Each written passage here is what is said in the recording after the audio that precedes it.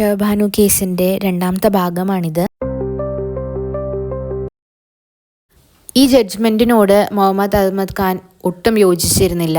അങ്ങനെ അദ്ദേഹം supreme കോർട്ടിലേക്ക് special leave petition പോവാണ്. SPL സ്പെഷ്യൽ ലീവ് പെറ്റീഷൻ എന്ന് പറഞ്ഞു കഴിഞ്ഞാൽ തന്നെ നമുക്കറിയാം അതൊരു ഫാക്റ്റ് മാത്രം പോരാ. അവിടെ ഒരു സബ്സ്റ്റാൻഷ്യൽ ക്വസ്റ്റ്യൻ ഓഫ് ലോ ഉണ്ടെന്ന് നമ്മൾ പ്രൂവ് ചെയ്ത് കഴിഞ്ഞാൽ നമുക്ക് അപ്രൂവ് ആയതിനു ശേഷം മാത്രം പോകാൻ പറ്റുന്നതാണ് ഈ സ്പെഷ്യൽ ലീവ് പെറ്റീഷൻ എന്ന് പറയുന്നത്. അപ്പോൾ ഈ മുഹമ്മദ് അഹമ്മദ് ഖാൻ്റെ ആർഗ്യുമെൻ്റ് എന്ന് പറയുന്നത് മുസ്ലിം ലോ അനുസരിച്ചിട്ട് ഇദത്ത് പീരീഡ് കഴിഞ്ഞാൽ നമ്മൾ മെയിൻ്റനൻസ് കൊടുക്കേണ്ടതെന്നാണ്. എന്താണ് ഇദത്ത് പീരീഡ്? പീരീഡ് ഓഫ് വെയിറ്റിംഗ് എന്നാണ് നമ്മൾ പറയുക. അതായത് ഡിവോഴ്സ് ചെയ്യുന്ന സമയത്ത് 3 മാസം നമ്മൾ ഇദത്ത് പീരീഡ് ഉണ്ടാവും. ഈ ഇദത്ത് പീരീഡ് നമ്മൾ മെയിൻ്റനൻസ് കൊടുത്തിട്ടുണ്ടാവണം. മാത്രമല്ല ആ സമയത്ത് വേണമെങ്കിൽ ഈ ഇട്ട തലാക്ക് നമുക്ക് റിവോക്ക് ചെയ്യാം. അതായത് ഈ തലാക്ക് നമുക്ക് വേണ്ടാന്ന് വെക്കാൻ പറ്റും.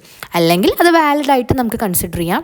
അല്ലെങ്കിൽ നമുക്ക് റിവോക്ക് ചെയ്യാനുള്ള ഒരു ടൈമും കൂടിയാണ് ഈ പറയുന്ന ഇദത്ത് പീരീഡ് എന്ന് പറയുന്നത്.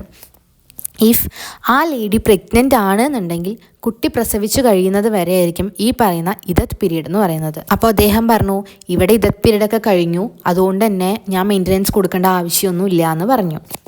അങ്ങനെ ഷഹബാനുവിൻ്റെ അഡ്വക്കേറ്റിൻ്റെ ഭാഗത്തു നിന്ന് വന്ന ആർഗ്യുമെൻ്റ് എന്ന് പറയുന്നത് ഇപ്പോൾ ഒരു പേഴ്സണൽ ലോയും ഒരു ക്രിമിനൽ പ്രൊസീജിയറും തമ്മിലൊരു കോൺഫ്ലിക്റ്റ് വന്നു കഴിഞ്ഞാൽ എപ്പോഴും ക്രിമിനൽ പ്രൊസീജിയർ തന്നെയായിരിക്കും മേലെ നിൽക്കുന്നുണ്ടാവുക. കാരണം ക്രിമിനൽ പ്രൊസീജിയർ എന്ന് പറയുന്നത് എല്ലാവർക്കും, ഇന്ത്യയിലുള്ള ജനിച്ച് വളർന്ന എല്ലാവർക്കുമുള്ള ആപ്ലിക്കബിൾ ആയിട്ടുള്ളൊരു സാധനമാണ് ക്രിമിനൽ പ്രൊസീജിയർ എന്ന് പറയുന്നത്.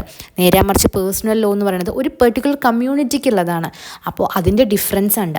അപ്പോൾ അതുകൊണ്ട് തന്നെ ഒരു കോൺഫ്ലിക്റ്റ് നമ്മൾ ക്രിമിനൽ പ്രൊസീജിയറും അതല്ലെങ്കിൽ പേഴ്സണൽ ലോയും തമ്മിൽ വരികയാണെങ്കിൽ എപ്പോഴും ക്രിമിനൽ പ്രൊസീജിയർ തന്നെയായിരിക്കും എബവ് ആയിട്ട് നിൽക്കുന്നുണ്ടാവുക എന്നുള്ളതാണ് അവിടെ നിന്ന് വന്ന ആർഗ്യുമെൻ്റ് എന്ന് പറയുന്നത്. അങ്ങനെ ഷഹബാനു കേസിലെ വിധി വരികയാണ്. സെക്ഷൻ 125 CRPC പ്രകാരം എല്ലാ സിറ്റിസൺസിനും മെയിൻ്റനൻസ് കൊടുത്തിട്ട് ഉണ്ടാവണം എന്നുള്ളതാണ് വന്നത്. പേഴ്സണൽ ലോ അനുസരിച്ചിട്ടല്ല, എല്ലാവർക്കും ഇക്വാലിറ്റി അനുസരിച്ച് മെയിൻ്റനൻസ് കൊടുക്കണം എന്നാണ് വന്നത്. ഏറ്റവും രസകരമായ കാര്യം അതല്ല, ഈ കേസ് ഇവിടെ അവസാനിക്കുന്നില്ല, ഇതിനൊരു 2ാം ഭാഗം കൂടിയുണ്ട് എന്നതാണ്. അപ്പോൾ ഞാൻ ഈ പറഞ്ഞ 2ാം ഭാഗം അടുത്ത വീഡിയോയിൽ നമ്മൾ അപ്ലോഡ് ചെയ്യുന്നതായിരിക്കും. Thank you so much.